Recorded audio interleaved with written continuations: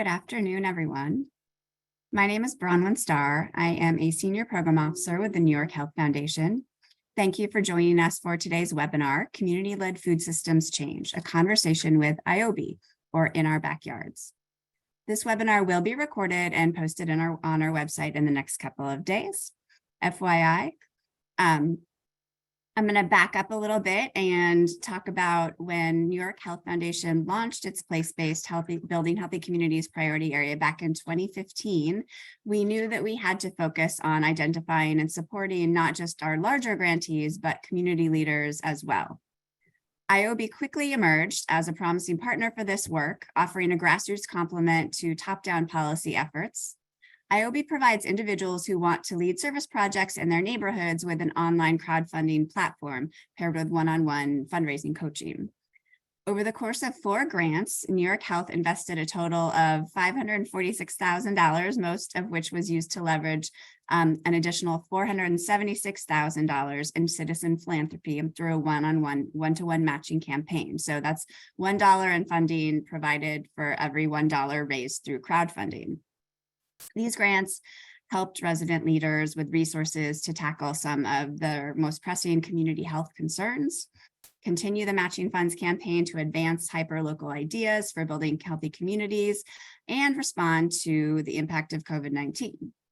NYHealth's partnership with ioby was an important step into the emerging field of grassroots grant making, where I don't think best practices are a standard yet. NYHealth just published a brief on this work, which will be included in the chat. There it is. And more recently, with NYHealth Foundation's Healthy Food, Healthy Lives priority area, we again want to be able to support grassroots leaders working in the food justice space. And again, we have the privilege of working with ioby to help us identify these leaders.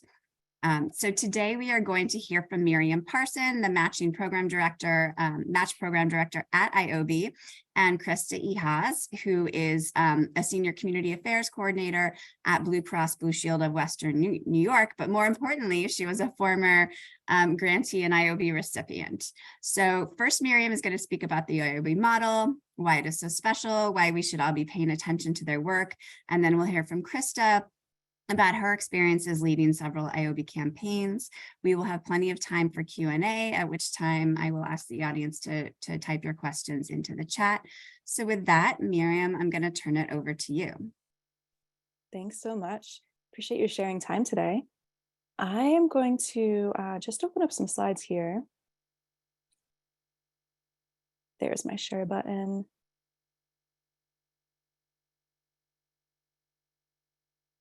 All right, all set up. So my name is Miriam. I've been with ioby 6 years. We're a national nonprofit, and we believe that neighbors know what's best for their own neighborhood. Local is best, and so we teach how to activate our own people in our own backyard, our neighborhood, our community, our town, our city, our county.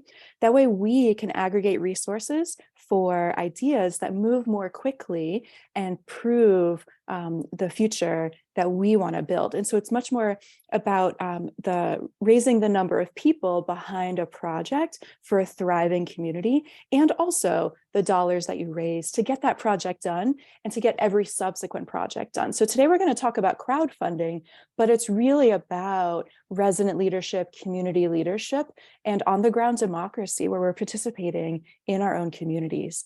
And so I'm going to start here with just a quick agenda of what to expect. I'm going to talk for around 15 minutes, give or take, about who we are at ioby and how we can collaborate with you. How do you actually crowdfund? And the sneak peek is posting on social media does not raise money. So we're going to talk about how you can actually raise donations, what really works. We have a new program to announce, ioby.org/NYHealth, another collaboration with our friends at the NYHealth Foundation. And we'll talk specifically about what's eligible. And also you have my email to send me questions directly. And then we're going to have story time with a previous collaborator just to talk about how crowdfunding looks and how to build that support in your own backyard. So first, we at ioby, we believe in community leadership and activating the resources that we have because we are already enough. It's about bringing the circle of people and resources together, as well as institutional philanthropy, like our friends at NYHealth. And that's why these match programs are so powerful, because a community member might say something like Danny Glover here in Atlanta, we didn't want to wait for that big magical grant. We wanted to roll up our sleeves and get to it. ioby allowed us to do that, to jump in and get started. And when Danny collaborated with ioby, there was a match program specific to his geography in the Atlanta area. And so every dollar raised was doubled instantly with the institutional investments in citizen leadership, community leadership that we see here at ioby. In Brooklyn with the Urban Garden School bugs, Susan said, you don't need to be an endowed foundation to invest in an idea. Everyone can weigh in and vote with their credit card for the change they personally want to be a part of. It's a feeling of collective responsibility or collective ownership and joy, and we grow that feeling. Crowdfunding is about collaboration, not just the money. And then just a couple more here because they're so joyful. Crowdfunding was actually building community for us. It was really spreading the word about our project in ways that just getting a grant wouldn't have done.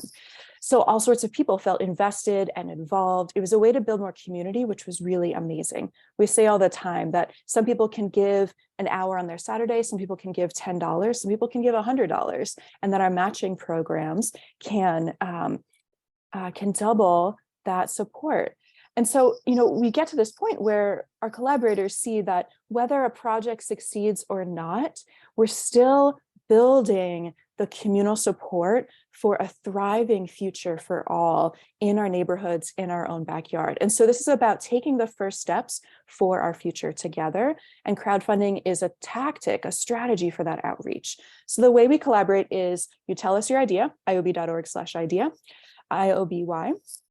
Our crowdfunding coaches work with you one-on-one to curate your project idea into a crowdfunding campaign. A campaign just means you have a fundraising page on ioby.org. It's nonprofit. While you fundraise, you get one-on-one teaching from our team, both written resources on our online library and phone calls to teach specific tactics for your campaign. So you might say, here's where we're at right now with our team. Okay, don't try everything. Try these 3 crowdfunding tactics. Don't try the entire menu. And so I always say we're here to work with you on learning new ways of crowdfunding. And then you'll keep learning new pieces of the skill every time that you crowdfund over and over again. And then when you reach your goal, we send you the money to do your project. It either goes to you under our fiscal sponsorship or under a nonprofit that you're working with. Just for the IRS accounting, it has to stay with 501c3s, but we can be that for you. A crowdfunding fee is 3%, just to be transparent up front. I always explain this does not pay staff. This pays the credit card companies as we're processing your donations. And so we add this 3% onto your goal so that we're clear with you and your donors that the processing fee goes to the card companies. And then our fiscal sponsorship fee to be your 501c3 filing for the accounting with the IRS. If you don't have a nonprofit you're working with, which is fine. We have a lot of individuals. I think about half of our collaborators are not nonprofits, just individuals. That fee is 5%, which is on the low side for fiscal sponsorship. Typically 8 and 10% is market rate. And so we always like to say we're here for you, but also your neighborhood group might fiscally sponsor you for free. So always talk to your local neighborhood groups, your churches, your other community spaces that might just take your funds and do the accounting with you. A quick summary nationwide, about 3,500 projects in all 50 states plus territories have raised over 18 million with their own neighbors in their own backyard with ioby teaching you along the way. So I say all the time, we're in the back seat talking to you while you're driving, and your driving turns into hundreds and hundreds of donors. And we are now working with 65% BIPOC-led projects, including this collaboration with NYHealth. And I'll talk about that soon for the new match program for 2023.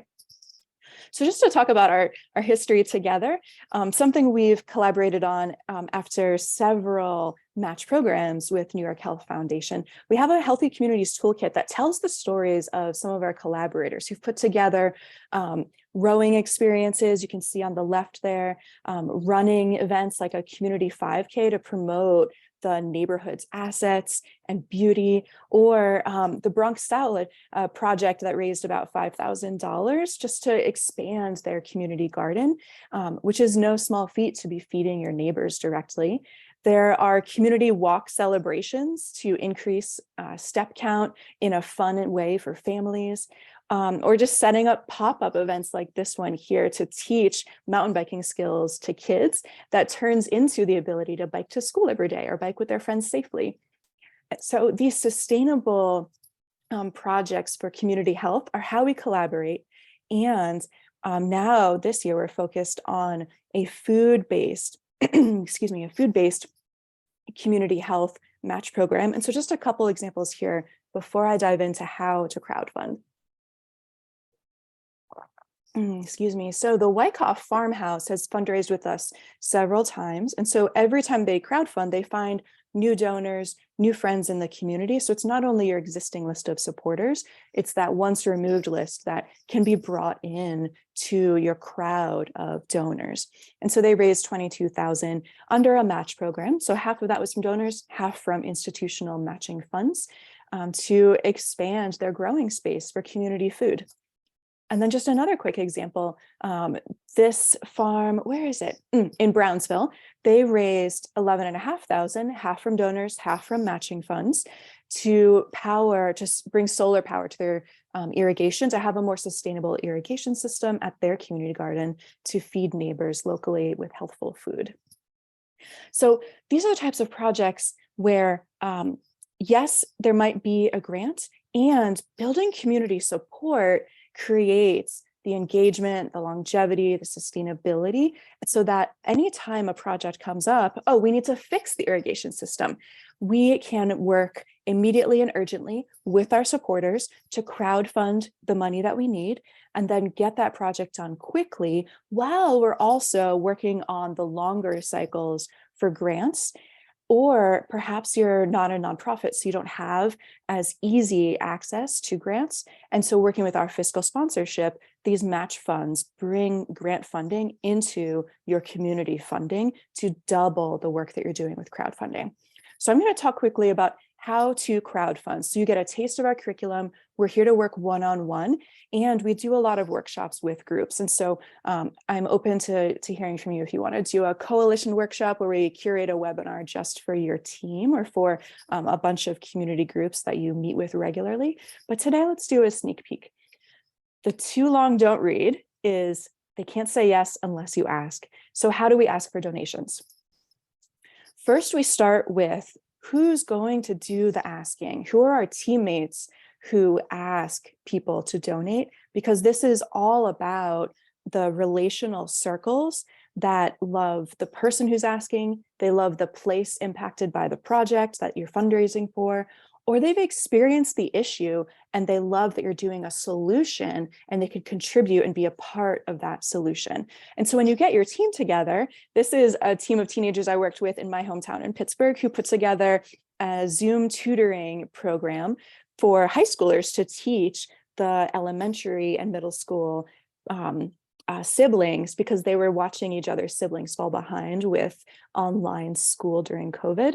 And so they organized as high school students to fundraise something like $10,000. But what that looks like is every person you see there on this team each raised a little bit of money, $500, something you can do with friends and family, and asking them to reach a few more extended supporters. And that's all the crowd is the people you know in your phone, in your day-to-day life, asking them to donate, and then asking them to spread the word to a couple of their trusted people who would also love to see this project happen. So you start with your team because that multiplies your crowdfunding list. And then you make your crowdfunding list. It's called a prospect chart. You're identifying who you'll ask, how you'll ask them, and how much.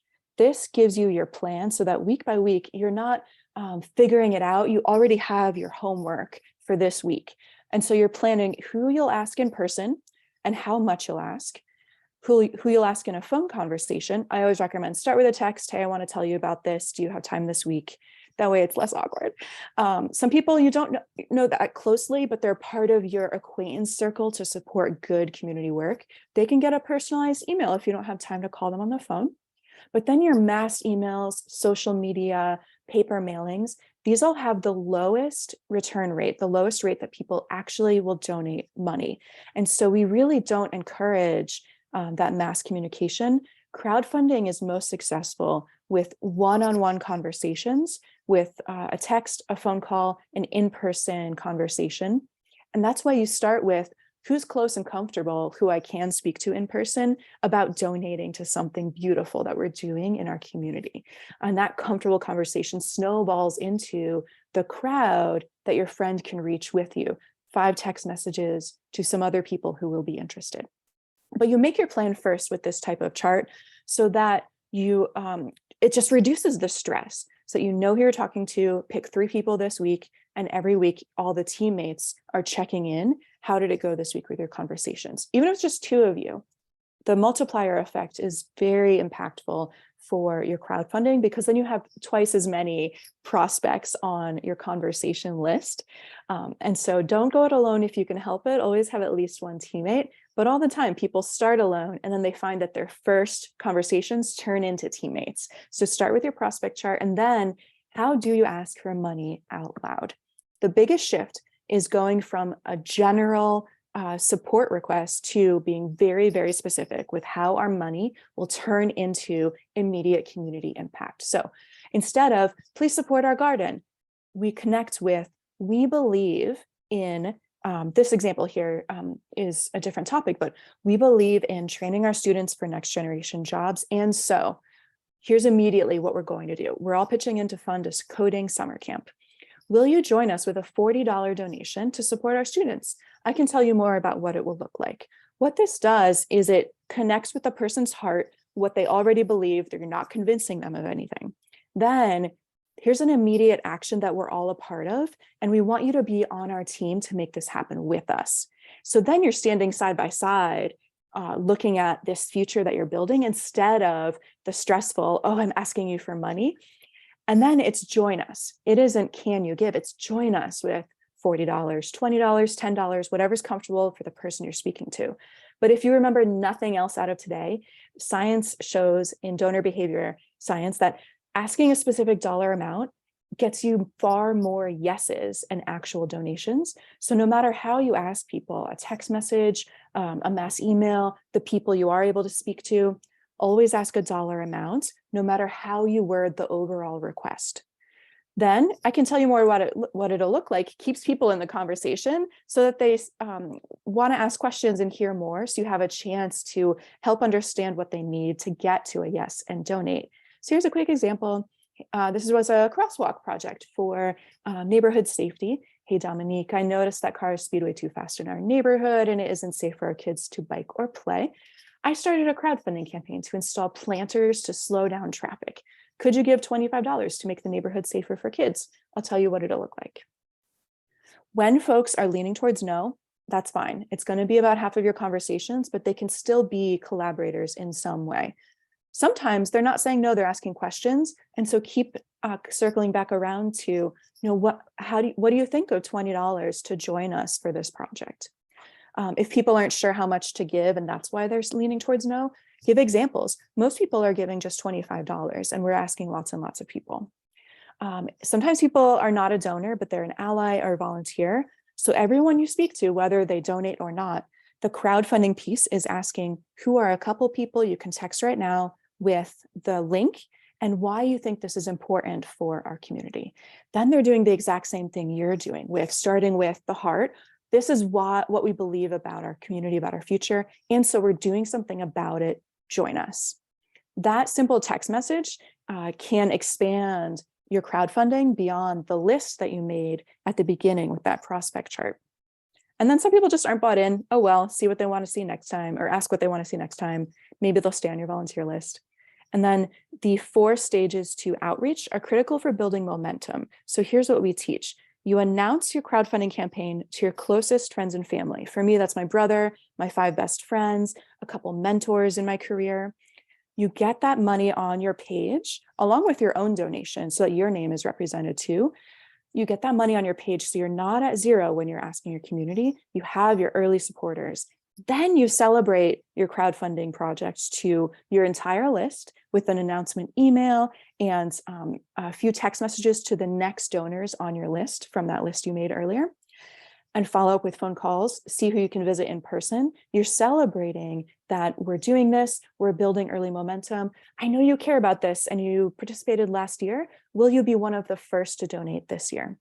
Then at the 50% mark, 2,000 out of your 4,000, then you start building more urgency. Join us before time runs out.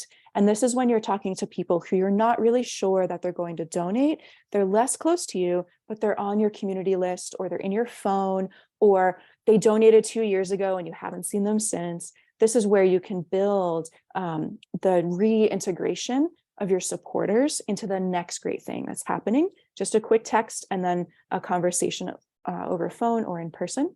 And then the last chance is my favorite, because you go back to all of your maybes and say, hey, it's your last chance. There's 1 week left. If you did want to be a part of this, everybody else is given $30, so why don't you join too? Or you can hit a few more of the folks you didn't get to yet on your list. But the bottom line is that social media does not raise funds. It's a great way to publicly thank your donors by tagging them, and then you're on their feed too, or telling stories that build excitement about your crowdfunding campaign, and thanking donors in a way that creates positive social pressure for other people to want to be involved too. And so we have to ask our donors directly. And so we start with who's our team to create donor lists, how we're going to ask them for the higher return rates over the phone, in person, by text, and then what we're going to say. We believe, and so we're doing something, join us with your $30. With that plan, you go out and ask day by day, a few people a week, so that it's a comfortable process and you're in charge of your timeline for how long you crowdfund. And I just want to close here with our friends in Athens, Georgia. Crowdfunding is a way of saying, this matters to me. It's kind of like pushing the train a little bit so it can get rolling. It lets others know that there's enough people that care, that they're willing to dig into their pocket and try and make it happen. And so this is about gathering people, not just dollars, but the dollars matter because it shows that we are invested in the future of our own community, our own people. And so we collaborate with folks like NYHealth Foundation to create matching programs where your donors are doubled for specific projects that are eligible. And so I just want to touch on eligibility here since we have this space. And then my email is matches, plural matches, at ioby.org. And then you can type questions in the chat too. ioby.org/NYHealth is this new match program. It just launched. And so with our match programs, you'll get our resources and guidance to crowdfund, a one-on-one crowdfunding coach. And that's always the case, regardless of participating in a match program. If your project is eligible, donations are doubled instantly, up to 1,000 per donor and up to 5,000 per group. And so you could crowdfund for 3,000 here, it went well, and then crowdfund for 2,000 in a second project, as long as both projects are eligible. And that's until the program runs out. So talk to us sooner than later. And then we have fiscal sponsorship available if you're not a C3. You don't have to be a nonprofit. You can be an individual. This particular match program is for BIPOC leaders and BIPOC-led organizations. And so what that means is Black, Indigenous, or people of color leadership, executive leadership in an organization are eligible for leading projects in this match program. And then the project eligibility is a public project that focuses on neighborhood level challenges related to food access and nutrition. So that often looks like gardens, food distribution, nutrition education, food justice. It's up to you, the scope of your project, because neighbors know what's best on the ground. But the topic area that's eligible is solutions for healthy food access and nutrition, led by BIPOC individuals or groups whose executive leadership identify as BIPOC. Operational support is not eligible. So this is project and program specific. We'll ask you about exactly what your budget will accomplish. And then there's a maximum size. This is for organizations smaller than $500,000 annual budget. And you have to finish crowdfunding cash out by November, which makes a lot of sense because a lot of food projects happen in summer. So let's talk now during springtime and get your crowdfunding set up. So I just want to make sure folks know about this opportunity since it's new. My email is here to answer questions. Check out that link. And we're here to teach crowdfunding because it's mostly about bringing our people together for their future we want to see. And then our match programs can double your community's support. And so we're going to hear from Krista now, who's worked with ioby match programs several times and in several collaborations. And so we'll hear about how her team has crowdfunded for a lot of different community health projects. So I'm going to stop sharing and hand it over to Krista. All right. Hi, everyone. I'm Krista Ehasz. I, first of all, apologize if you were tuning in to see Kiana Dunn today. Kiana is my lovely, lovely partner in crime, but unfortunately came down with COVID. So I'm going to try my best to fill in her shoes. But I do think I can add a little bit in that we both worked with ioby in some different capacities. And so I originally was actually the project coordinator for the Create a Healthier Niagara Falls Collaborative, which was a grantee of the New York State Health Foundation Building Healthy Communities program. And also, kind of trying out this whole ioby matching thing too. So I'm glad we called this story time because it takes a little bit of the pressure off. So maybe I can just start with the story of Highland Clubhouse and how Kiana and I started and how ioby really grew our program, but also kind of bring in some of those other projects that I worked with as well. So we started back in 2016 now, I think it was. And the way that we met was, as I said, I was working for the Create a Healthier Niagara Falls Collaborative at the time. And we had just gotten our New York State Health Foundation grant, and we were building out this program to promote and build resident leadership, which clearly is what ioby is all about too. And so the idea at the time was to find residents within the community who had, projects, however small, and help them build that capacity, help them give them some seed funding, give them some, support, organizational support, offer our 501c3 as a fiscal sponsor, things like that. And so we conducted a small leadership training back in 2016. And as part of that training, we were walking around the neighborhood saying what our elephants are, which are our kind of like mainstays in the community, something that's personally meaningful, but not necessarily like a big statue that has a plaque in front of it. And so, our friend Brian stopped in front of his grandma's house and she came out, she invited us all in for a meal and we're like, no, let's keep going. And, there was a field where this older gentleman used to grow vegetables to share with everyone in the neighborhood. And so we stopped there. And at one point we had stopped in front of an old community center that had it had been empty for almost 10 years at that point and had really fallen into disrepair. There was broken glass, there was light poles down, there was plants growing out of it. And, as we're standing around this community center, people are sharing what it meant to them. I had my first job there. I learned how to sew there. I used to come here every day after school and play basketball, stuff like that.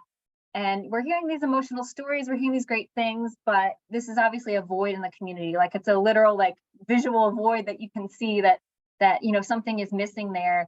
And as everyone's sharing these stories about how meaningful it was, and nothing else had really grown up to take its place either. So there was just kind of that void there. As we're sharing these stories, we see this lady across the street who's just kind of staring at us and eyeballing us and giving us side eye. At one point, I think she took a picture.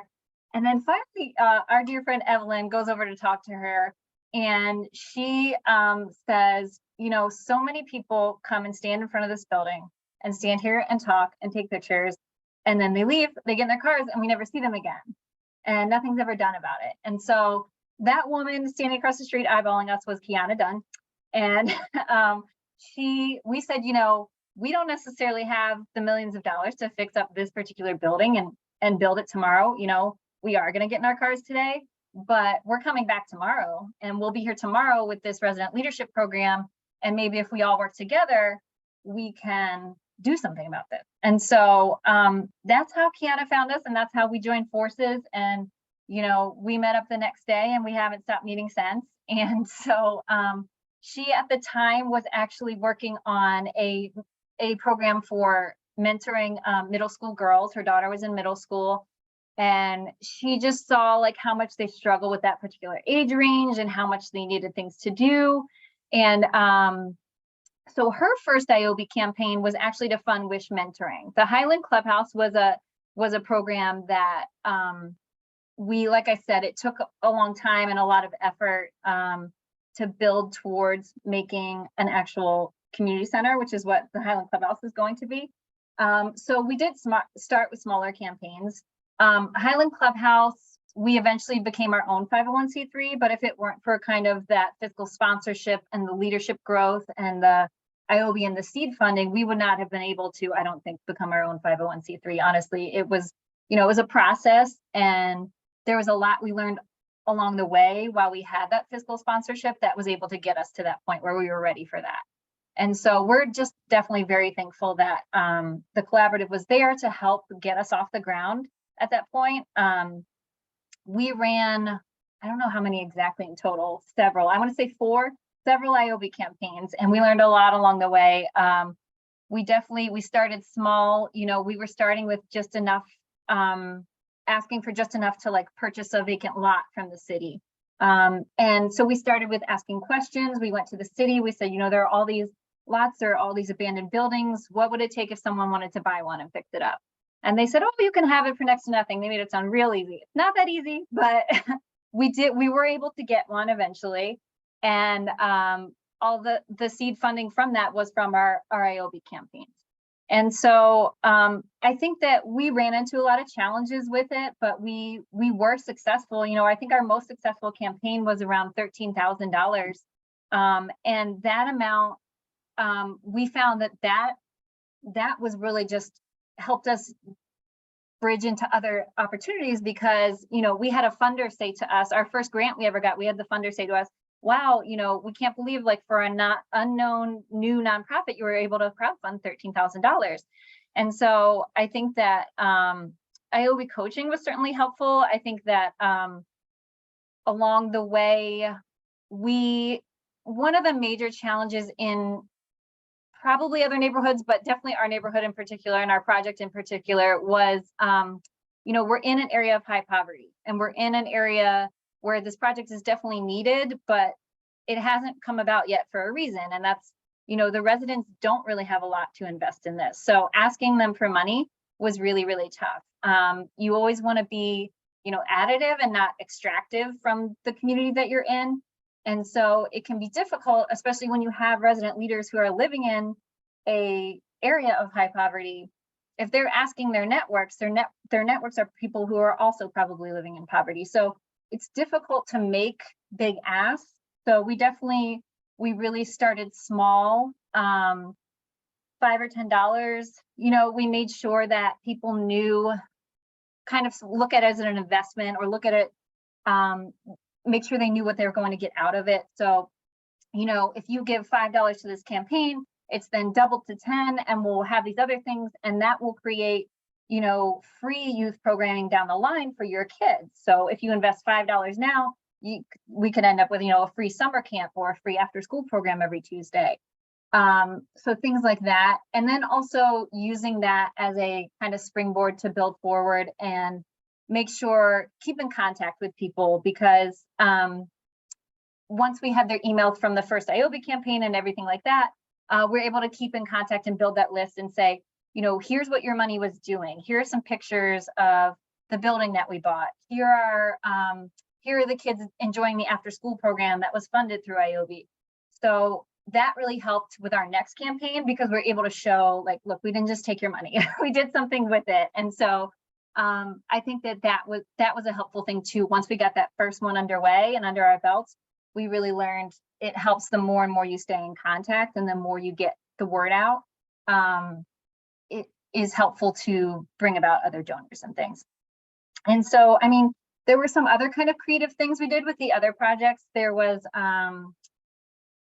Project Green Space, which was a community garden program started by Charlie Harris. So he was working with a youth center at the time, and he really wanted to bridge out and do his own program around, he's also a chef. He wanted to do his own program around healthy eating and healthy food and growing your own food and stuff. And so we helped him obtain a vacant lot to start a community garden. And then through his ioby campaign, he was actually able to fundraise to put on a summer program to employ youth over the summer to work the garden. And again, not wanting to ask people for too much because they're in that community. A lot of what we did there was, again, talking about making it worth it, right? So they were kids in the program. So we had the kids put on a talent show, right? And then it's like $2 per kid and $5 per parent. And then they're all coming, they're getting something out of it. They come to see the talent show. And then we take that money raised at the talent show, we put it on our ioby, that's doubled. That all of a sudden becomes $500. That was, we did a dinner where parents were invited and the food was donated. So, everyone who paid, I think it was $10 to come to the dinner, they received a dinner for $10, a really great dinner, dessert and everything. And $10 is pretty reasonable for dinner. And so, they paid for that. And then in exchange, we were able to raise funds for that project. Another one that we had was small container gardens. So residents wanted to build their own gardens, whether it was a small bed in their backyard or, window gardens or things like that. So that one, he approached it a little bit differently. It was one guy who was really just trying to help people get their own. And so he kind of figured the cost per garden, depending on the container and what type, was between like $30 and $100. And so what he did was he said, okay, you pay $5 for your garden, or you pay $10 for your garden. And then it becomes matched on ioby. And then he had a few other sponsors that made up for the cost. So it was sort of like subsidizing your own garden. And so that grew the campaign total, and that made up for the whole cost. And then when he went to actually buy the supplies, a lot of the supplies were donated. So we were able to get even more out of it once they heard about the successful campaign and all these people who had been putting in for these gardens, and they were like, oh, it's a great cause. They donated some lumber for it. So kind of different techniques all around. And then definitely, yes, everything Miriam said too, just posting to social media is not enough. It's really not. But the more personal you can get, I probably had the most success with just like text messages and texting the link directly and things like that. But those events were really helpful, and tagging people to thank them, and just, yeah, it's anything I can do to answer, but you really learn as you go. And it's definitely, I'm sure it's different for every community. Mm-hmm. So it's going to depend on your project and your network and everything like that. But I think just, as long as you believe in your project, and I think that goes back to the, like, how scary it is asking for money thing. It's still scary. It gets a little less scary the more you do it, but it also, you think about all the things that people, you ever have those people like with the MLMs that like message you from, hey girl, I haven't seen you since high school, want to buy my diet shakes? Like, this is a little more, I think of it as like, okay, well, at least I'm not peddling diet shakes. Like, this is something I really, really believe in. This is something I put my heart and soul into. And I think that the more you believe in it, the more you promote it and continue to show up and say, this is what we're really doing, people do respond to that. And so, the worst they can say is no. And then you say, okay, thanks anyway, if you could just share, then, that goes a long way. And it does get easier. It's never completely painless, and at least not for me. I don't know, maybe for some people it is, but I think that it does get better as you go along, and as your project sees progress, so does, the fundraising and everything else. And so, I don't know, I'm sure I forgot things in there, but I think thank you, Krista. Thank you. Mostly what I wanted so much for sharing. And yeah, if there's any questions or anything, I'm here. Please feel free to reach out. Thank you. Thank you both. I think, yeah, if folks want to start dropping questions into the chat, that would be great. We have some time, and I'll kick it off. I had a couple of questions. First of all, thank you both for normalizing asking for money. It's really hard. And I wanted to ask Miriam, first of all, how do you find your resident leaders, and how do they find you? I mean, this is a little bit different, right? We have a relationship with you, and we want, but how does that work normally? How do you do outreach, or do you need to do it? Is it all word of mouth? Can you talk about that? Yeah, I mean, word of mouth is outreach. So that's absolutely true. What we do are teaching programs like this. And so we're here to say yes to teaching a webinar workshop for your organization or your volunteer group. I'll put some more out throughout the year for New York State residents so that even if you're not pursuing the match program, you can come and learn with us for your planning with your team or your group. And then my calendar is available. And so that's why I put my email there directly, matches@ioby.org. And I'm here to spend half an hour with you talking about your project, how you might crowdfund, whether it's very specifically eligible for this match program. That way you can gather information and talk with your team. And so I'm here for one-on-ones. And then I just continually find new groups through folks like Krista and Bronwyn and say, yeah, send them an email. And I'll try to talk with them if they're interested in trying out crowdfunding. You know, I always say that it's another tool in your toolbox to activate resources and grow a coalition with our people on top of the other fundraising that you might do for your project. So it's a skill to learn, and you can learn it at $1,000. You don't have to do a big, scary $10,000 fundraiser. All the time, excellent work gets done for $1,000. That's doubled along the way to $2,000. Thank you. One question that someone put in, which is a great question: have any projects directly affected or been led by currently or formerly incarcerated populations?